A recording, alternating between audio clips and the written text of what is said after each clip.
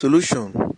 Figure 132 shows a non-uniform rod XY of length 5 meters and weight 40 kg times the acceleration due to gravity, which is 10, which will give us the weight as 400 Newton.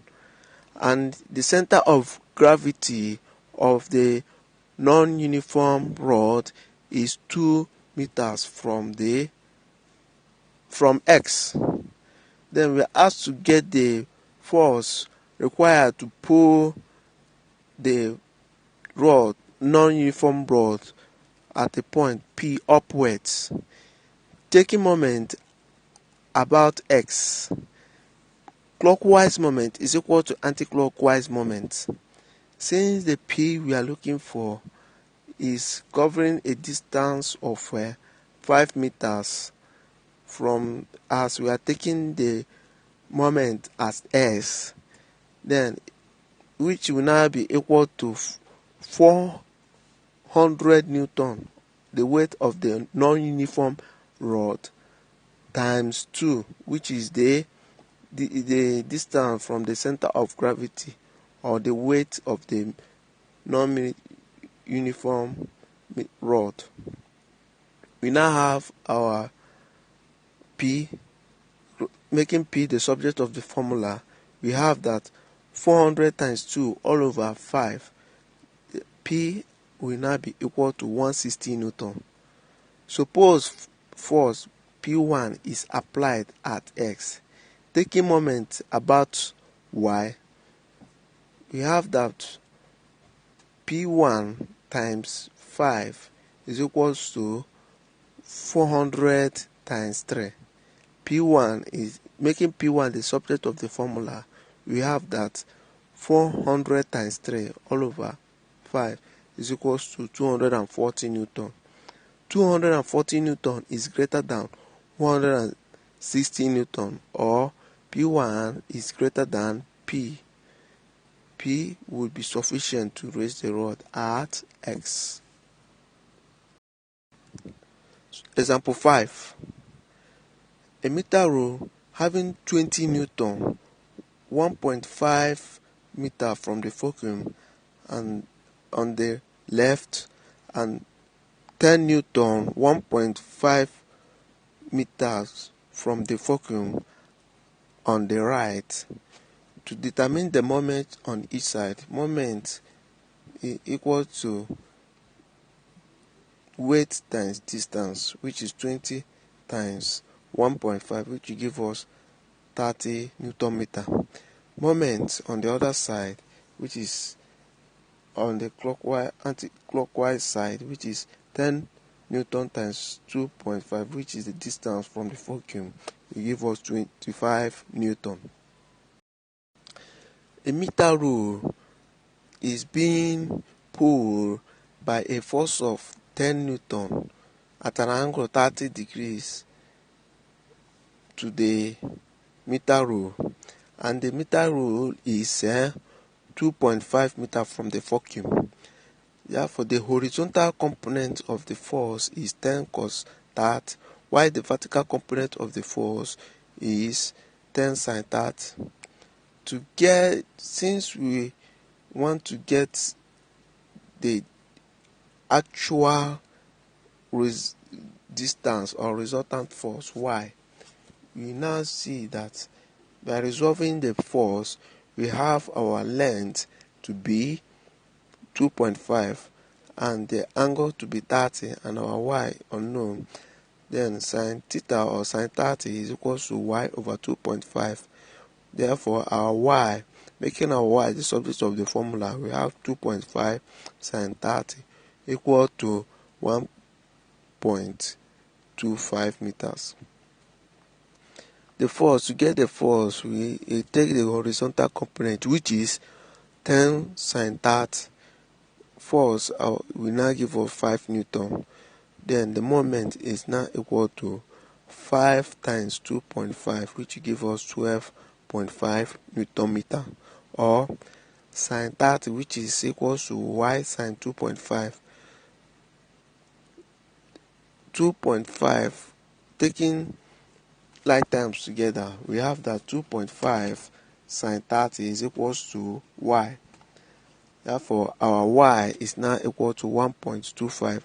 Therefore, the moment is now equal to 1.25 times that of force, which is 10, which is still give us 12.5 Newton.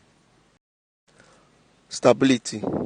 For a uniform body, the center of gravity acts at the middle. For non-uniform body, the center of gravity acts at the heavier part at the axis or end. Stability. Any object, its center of gravity can be decreased or increased. That object is stable. A cube on a ground is stable.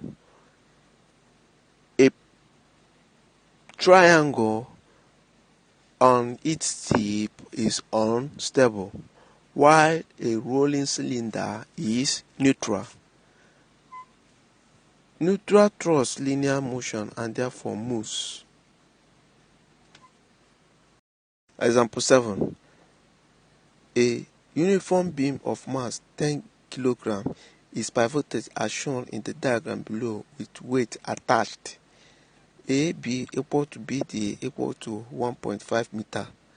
BC equal to 1.2 meter. Can the beam raised to equilibrium horizontally P? What weight must we add to D in order to make it to be in equilibrium? Solution. Looking at the diagram, we are told that the beam is on a fulcrum of 1.5 meter AB and BD, and the weight of the beam is 10 newtons on the fulcrum. Then we are now given that at a point A weight of 30 newton is hung 1.5 meters from the fulcrum, and the weight of 5 newton is hung at D, which is 1.5 from the fulcrum, and a weight of 20 newton is hanged at C, that is 1.2 from the fulcrum, and we are told that the weight of the row is 10 newton resting on the fulcrum. Clockwise moment is equals to anti-clockwise moment. So we have that 30 newton, taking the anti-clockwise moment, which is 30 newton times the distance from the fulcrum, which is 1.5, is equals to 20 newton of the weight hang at the point C times 1.2, that is the distance of that 20 newton from the fulcrum point, that is 1.2, plus the weight at D, which is 5, times the distance from the focal point, which is 1.5.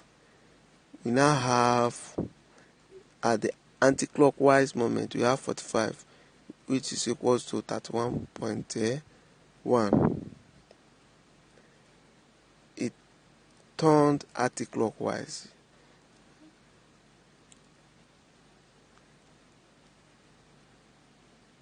Since the beam weight rests in equilibrium horizontally, therefore 20 times,